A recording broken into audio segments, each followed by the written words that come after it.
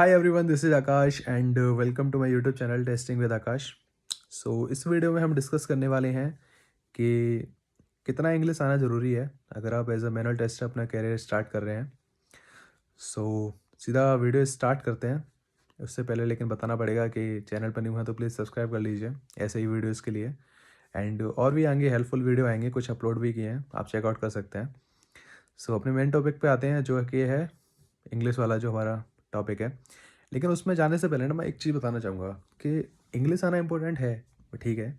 लेकिन सबसे पहली जो इम्पोर्टेंट चीज़ है एज ए मैनुअल टेस्ट है जो आपको आनी चाहिए, वो ये है कि आप कितनी अच्छे तरीके से फंक्शनलिटी को समझ पाते हैं।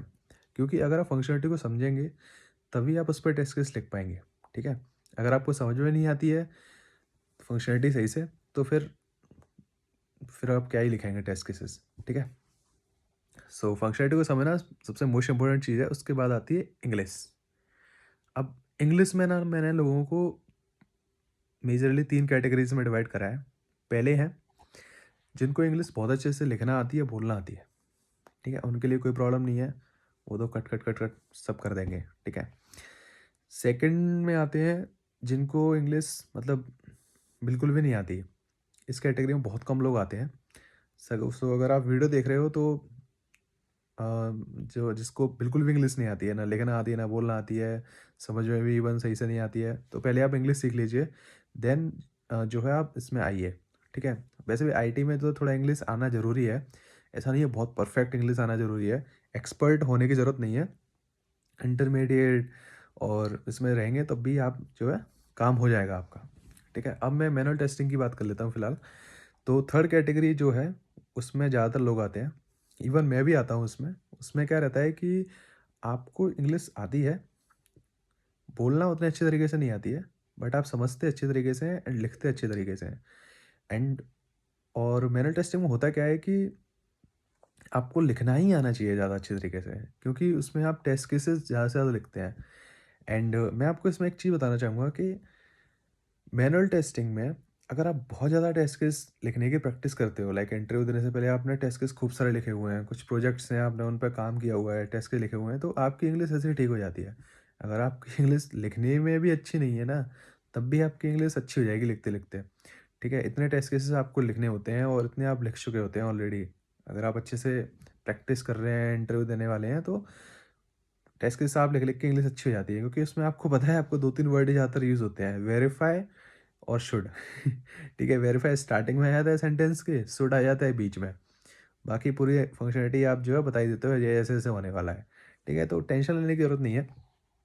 अगर आपकी इंग्लिश भी ठीक नहीं है, लिखने वाली भी, तो अगर आप प्रैक्टिस करोगे ज़्यादा से ज़्यादा टेस्ट केस लिख के, तो आपकी इंग्लिश वो लिखने वाली भी अच्छी हो जाएगी। ठीक है? बाकी अगर पहले से अच्छी है तो अच्छी बात है। तो फर्स्ट चीज़ आती है फंक्शनलिटी को समझना। सेकंड चीज़ आती है कि टेस्ट केसेस को लिखना, उसको समझ के, एंड कितनी ईज़ी लैंग्वेज में आप लिख सकते हैं। हाँ, ये भी मेन चीज़ है कि आपको बहुत कॉम्प्लेक्स लैंग्वेज में टेस्ट केस नहीं लिखने हैं। ठीक है? जैसे कि आपको एक चीज़ समझानी है कि ऐड टू कार्ट बटन पे क्लिक होने पे प्रोडक्ट को कार्ट में ऐड हो जाना चाहिए। ठीक है? मैं कैसे लिखूँगा इसको? Verify that if as a user, if I click on add to cart button, then the product should be added to the cart. ठीक है?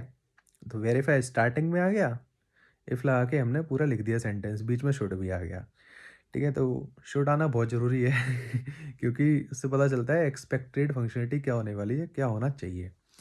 ठीक है, तो अगर आप टेस्ट केसेस ज़्यादा से ज़्यादा लिखेंगे, क्योंकि जितना आप प्रैक्टिस करेंगे टेस्ट केस लिखने की, उतनी आपकी जो है स्पीड भी बढ़ेगी टेस्ट केसेस ज़्यादा से ज़्यादा लिखने की। क्योंकि मेन चीज़ है, मैं as a manual tester, test case आपको आने ही चाहिए और टेस्ट केस ही आने चाहिए। अगर टेस्ट केस आप सीख गए तो आप जैसे समझ लो कि इंटरव्यू ऐसे निकाल दोगे चुटकियों में, शटाक। क्योंकि बहुत सारी कंपनीज़ होती हैं वो, कंपनीज़ नहीं, कंपनीज़ बहुत सारी कंपनीज़ होती हैं, वो टेस्ट केस पे ही ज़्यादा फोकस करती हैं। जो रियल टाइम जो मतलब सिनेरियो बेस्ड क्वेश्चन रहते हैं, उन पे ज़्यादा फोकस करती हैं, ना कि थ्योरी पे।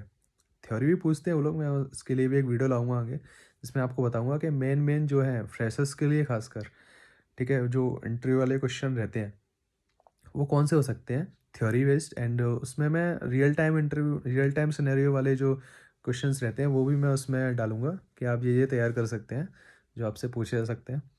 एंड बाकी आप खुद से प्रैक्टिस कीजिए, ज़्यादा सारे टेस्ट केस लिखिए, वो ज़्यादा इंपॉर्टेंट है। एंड जितनी फंक्शनलिटी होती है उनको समझने की कोशिश कीजिए। ई-कॉमर्स वाले प्रोजेक्ट हुए, ऐसे जो है आपको अलग-अलग प्रोजेक्ट मिल जाएँगे। एंड जितना प्रैक्टिस करेंगे उतना जो है बेनिफिट होगा आपको इंटरव्यू में। तो यही है बस, ज़्यादा कुछ है नहीं इस वीडियो में।